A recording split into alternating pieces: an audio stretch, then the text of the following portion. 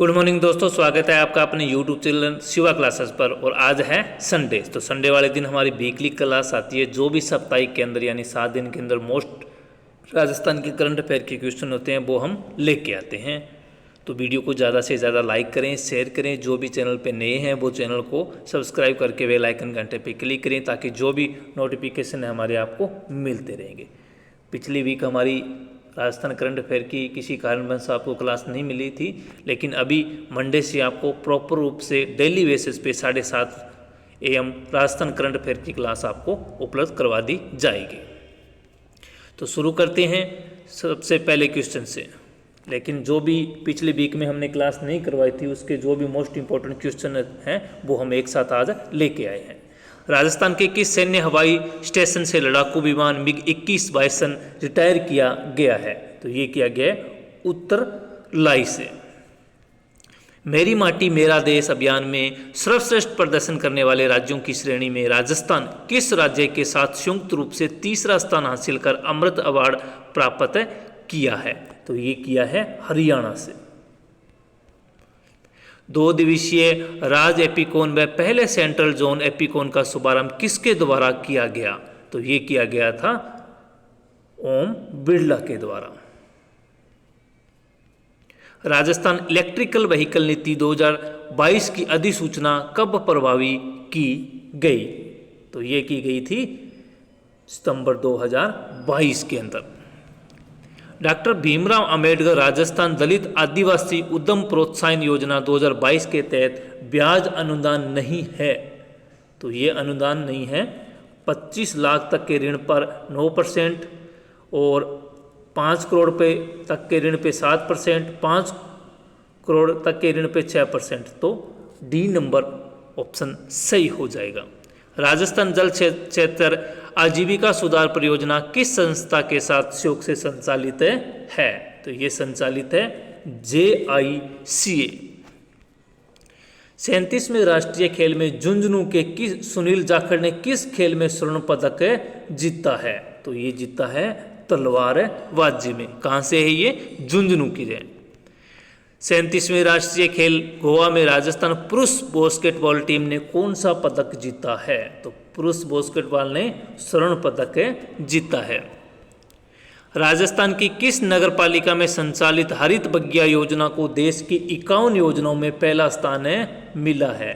तो ये मिला है अनूपगढ़ की।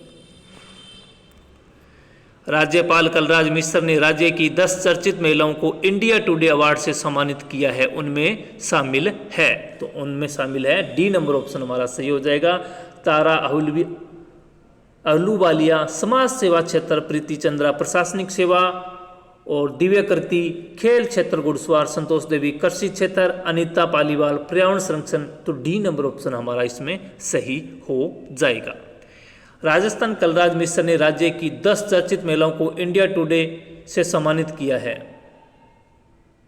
ये सेम क्वेश्चन रिपीट हुआ है तो इसका आंसर है डी नंबर।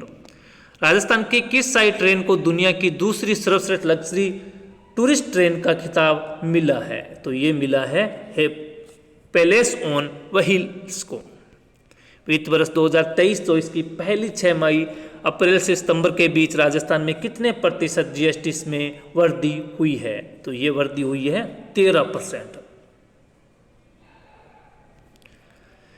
निम्न में से किस योजना का मुख्य उद्देश्य गर्भवती एवं दात्री महिलाओं तथा उनके नन्हे शिशुओं 0 से 6 माह के स्वास्थ्य एवं पोषण की स्थिति में सुधार करने के लिए गर्भावस्था, सुरक्षित प्रसव और स्तनपान की अवधि के दौरान उपयुक्त पद्धतियों, देखरेख एवं सेवाओं के उपयोग को बढ़ावा देना है?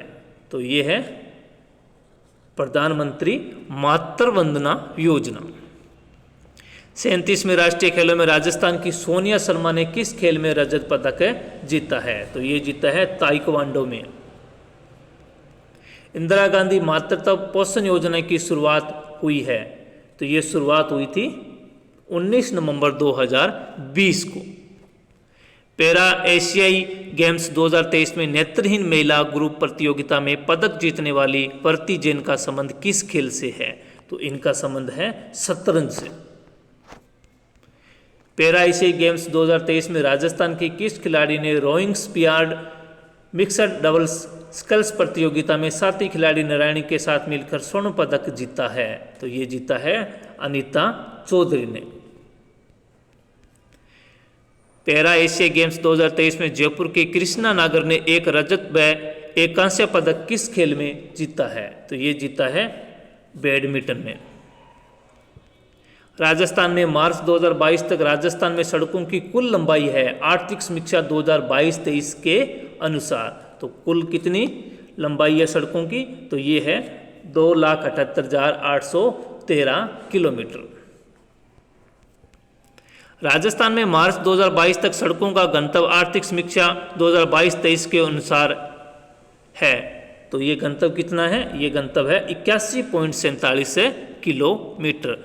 गोवा में चल रहे नेशनल गेम्स में सुनील जाखड़ ने किस खेल में स्वर्ण पदक जीता है? तो इन्होंने जीता है तलवारबाजी में। 37वें राष्ट्रीय खेल में राजस्थान के निकेत जहांगीर ने किस खेल में स्वर्ण पदक जीता है? तो इन्होंने जीता है भारोत्तोलन में। 27 से 28 अक्टूबर 2023 को राज एपिकोन व पहले सेंट्रल जोन एपिकोन का आयोजन कहाँ किया गया? तो ये आयोजन किया गया है कोटा के अंदर। एशियन शूटिंग चैंपियनशिप में राजस्थान पुलिस टीम की निशानेबाज जिन्होंने अनंतजीत सिंह नरूका के साथ मिलकर शॉटगन मिक्स डबल्स में स्वर्ण पदक जीता है। तो कौन है वो है दर्शना राठौड़। वर्ष 2022-23 के अग्रिम अनुमानों के अनुसार के सांकेतिक अथवा प्रचलित मूल्यों पर भारत के सकल घरेलू उत्पाद में कितना प्रतिशत भाग राजस्थान के सकल राज्य घरेलू उत्पाद के होने का अनुमान है? तो ये अनुमान है 5.18%। राजस्थान राज्य राजमार्ग विकास कार्यक्रम परियोजना के अंतर्गत 801 किलोमीटर लंबाई के 11 राजमार्गों का उन्नयन किस एजेंसी द्वारा वित्त पोषित है?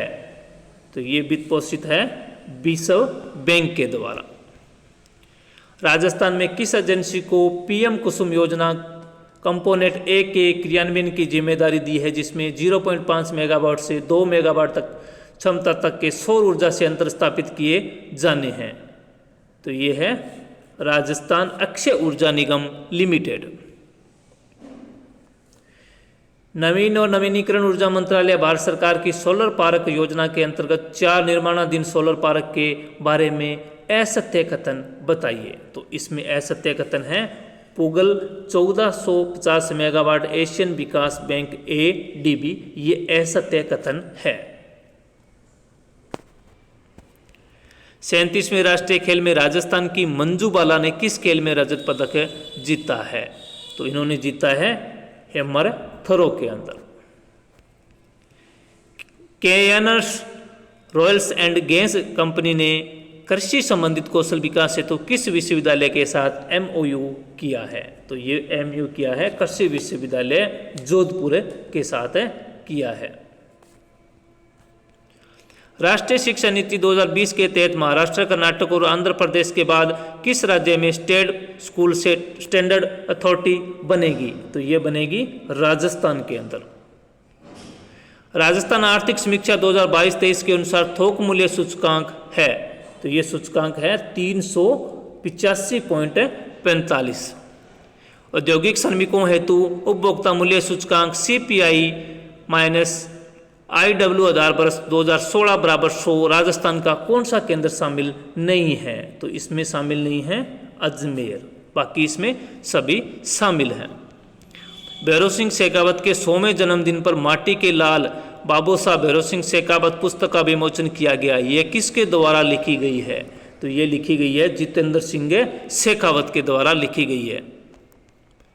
विधानसभा चुनावों को देखते हुए मादक पदार्थों की तस्करी रोकने हेतु पंजाब और राजस्थान पुलिस की संयुक्त बैठक कहाँ आयोजित की गई? तो ये की गई थी अबोर पंजाब के अंदर।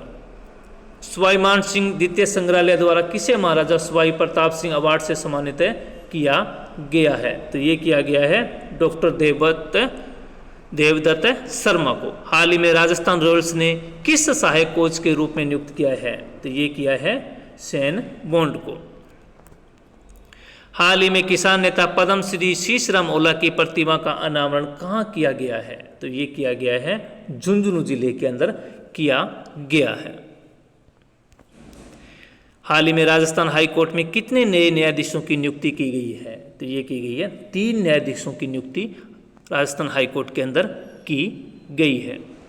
गोवा में चल रहे 37वें राष्ट्रीय खेलों में राजस्थान का कितने सदस्यों का दल हिस्सा ले रहा है? तो ये ले रहा है 480 सदस्यों का दल हिस्सा ले रहा है।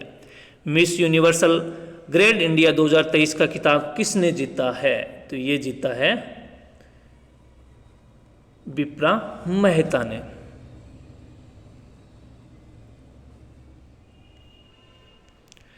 पैरा एशियन गेम्स में 2023 में निमिषा सुरेश ने लॉन्ग जंप में कौन सा पदक जीता है?